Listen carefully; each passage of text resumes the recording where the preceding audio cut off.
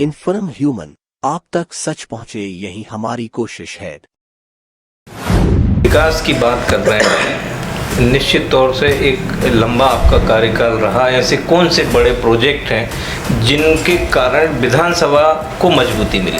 एक धार्मिक और पर्यटन नगरी के रूप में उसका विकास करना ये हमारी प्राथमिकता रहा है। उसे इंदौर बुधनी रेल लाइन का काम भी चल रहा है। आपकी जनता के बीच में आप जानने वाले हैं, उनके लिए क्या कहना चाहते हैं कि आने वाले समय में खातेगांव विधानसभा क्षेत्र पूरे भारत में विकास के मामले में चमके? मुझे विश्वास है कि इस बार भी भारतीय जनता पार्टी खातेगांव विधानसभा क्षेत्र समेत पूरे मध्य प्रदेश में प्रचंड बहुमत के साथ जीतेगी और पुनः भारतीय जनता पार्टी की सरकार बनेगी। जैसे उज्जैन महाकाल लोक की तर्ज पे देवास माता टेकरी को संवारने की बात भी शुरू हो रही, ऐसे ही आपके नेमावर में भी ऐसा कुछ प्लान है? नर्मदा जी का घाट महेश्वर की तर्ज पर अच्छे मजबूत पत्थरों से बनाने का हमने टेंडर दे दिया है। इन्फॉर्म में आपका बहुत स्वागत है जी।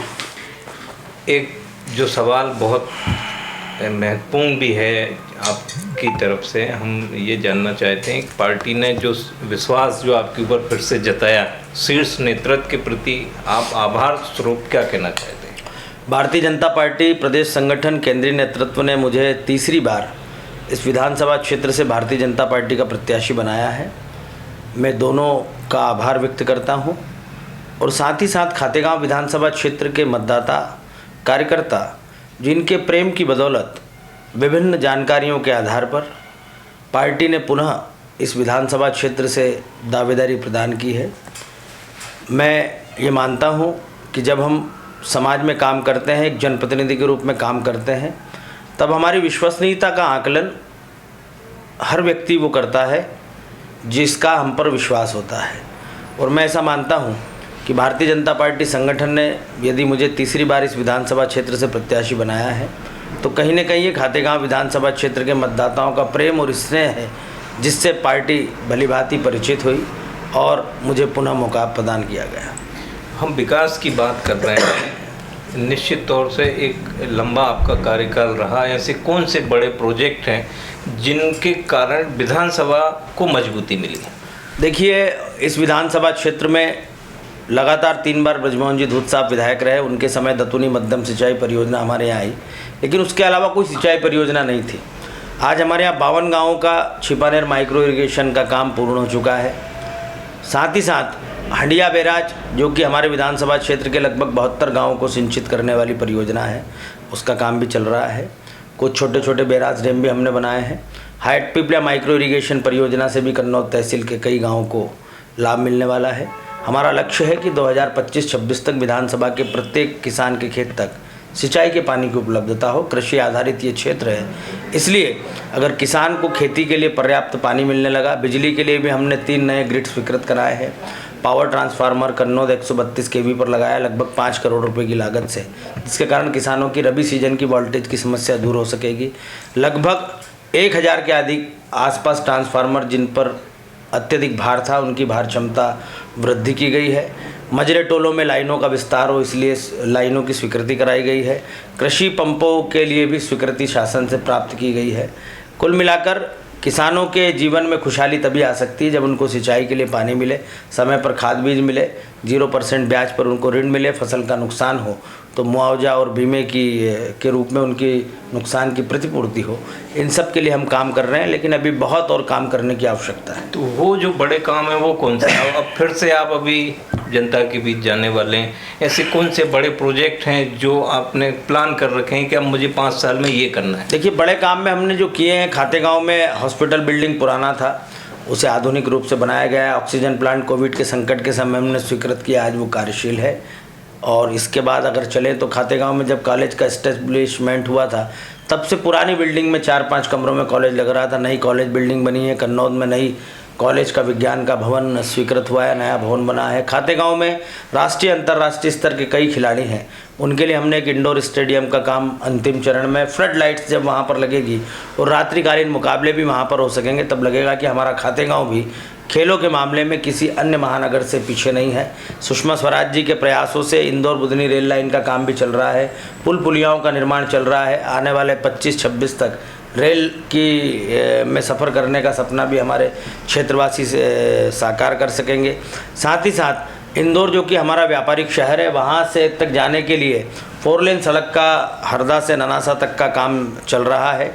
ननासा से डबल चौकी के बीच के काम का भी भूमि पूजन हो चुका है माननीय प्रधानमंत्री नरेंद्र मोदी जी के हाथों वर्चुअली। जब यातायात की सुविधा होगी, सिंचाई के साधन पर्याप्त मात्रा में उपलब्ध होंगे और पेयजल जो कि एक बड़ी चुनौती थी, चूँकि भूजल स्तर लगातार नीचे चला जाता रहा है, इसलिए हमने पूरे विधानसभा क्षेत्र के 229 गाँवों की नर्मदा समूह पेयजल योजना स्वीकृत कराई है, जिसके वर्क आर्डर भी हो चुके हैं और आने वाले 2 वर्षों में गांव-गांव, घर-घर तक नलों के माध्यम से नर्मदा जी का पानी पहुंचेगा। गांव का सोर्स यदि पानी का समाप्त हो जाता है तो भी नर्मदा जी का पानी आने वाले 25 से 30 वर्षों तक इस विधानसभा क्षेत्र के निवासियों की प्यास बुझाएगा।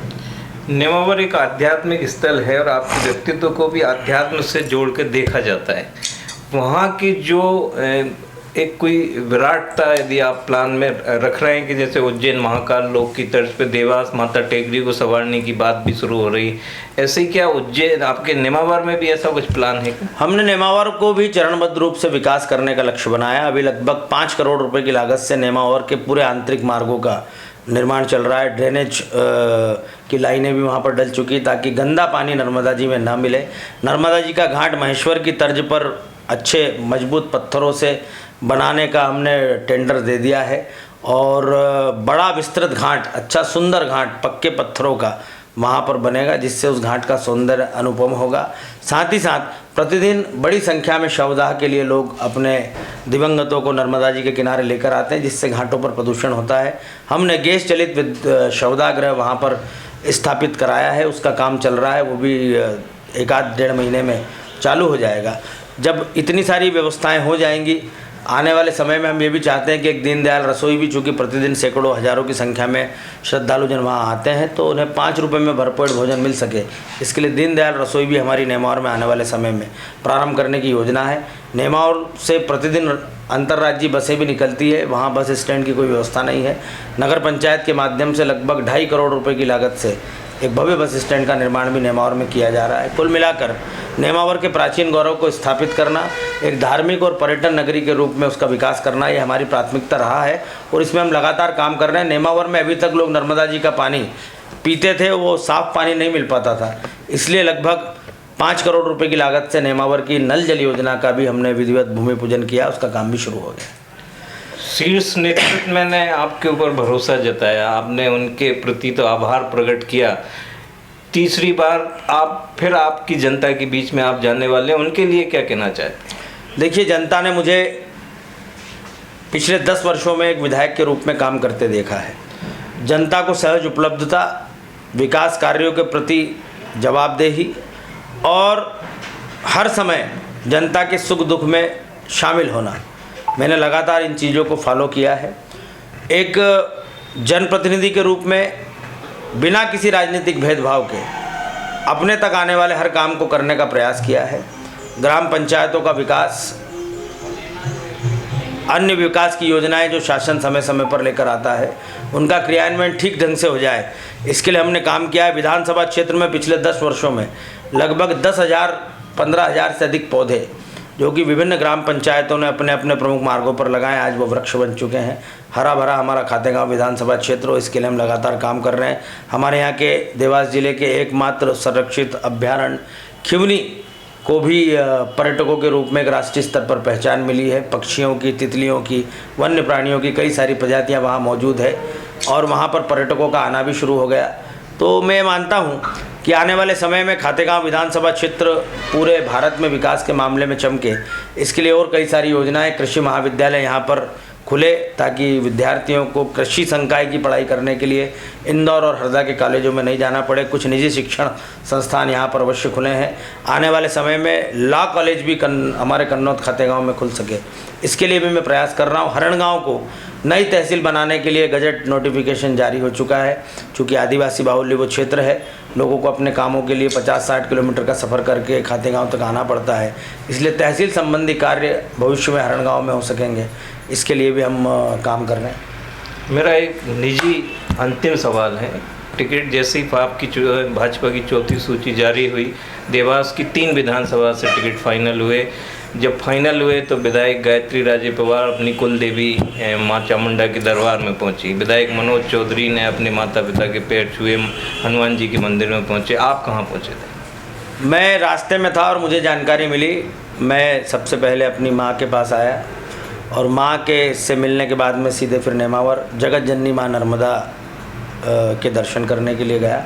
माँ नर्मदा की असीम अनुकंपा हमारे इस क्षेत्र पर है और मैं ऐसा मानता हूँ जीवन में अध्यात्म बहुत आवश्यक होता है। हमें अपने बड़े बुजुर्ग तो आशीर्वाद देते ही देते हैं, लेकिन अध्यात्म की शक्ति हमें विचलित नहीं होने देती।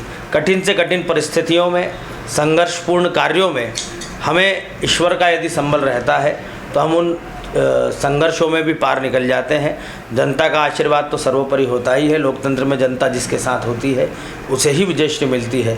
मैंने पिछले 10 वर्षों में एक विधायक होने के नाते नहीं बल्कि एक सेवक के रूप में इस विधानसभा क्षेत्र की सेवा करने का काम किया है और इसीलिए जनता मुझे जानती है, मुझे मानती है, मुझे इतना प्रेम करती है और यही प्रेम होता है जो मतदाता को अंतिम समय में भी अपने मार्ग से डिगने नहीं देता और इसलिए भारतीय जनता पार्टी यहाँ से जीतती है। मुझे विश्वास है कि इस बार भी भारतीय जनता पार्टी खातेगांव विधानसभा क्षेत्र समेत पूरे मध्य प्रदेश में प्रचंड बहुमत के साथ जीतेगी और पुनः भारतीय जनता पार्टी की सरकार बनेगी। किंतु हम लोग लगातार विकास के सवालों पर आपसे चर्चाएं करते रहेंगे। बहुत जल्दी फिर हम आपके साथ बैठेंगे और 5 साल का जो रोड मैप है उस पर फिर हम आपसे चर्चा करेंगे। आज आपने हमें समय दिया, बहुत धन्यवाद। बहुत धन्यवाद।